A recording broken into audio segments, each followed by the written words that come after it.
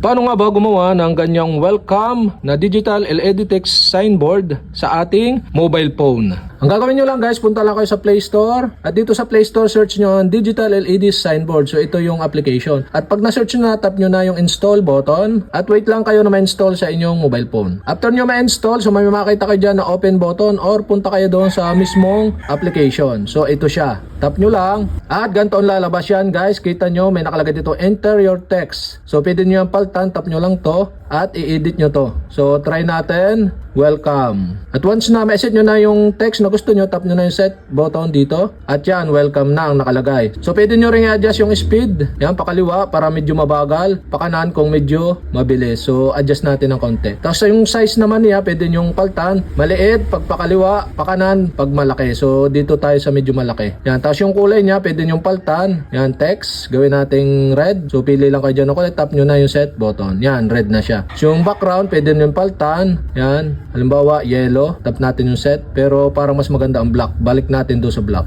At yan na nga guys. Okay na. At tap na natin itong start button para makita natin yung ating digital LED text signboard na ating ginawa. So ito siya guys. Yan. Welcome ang nakalagay.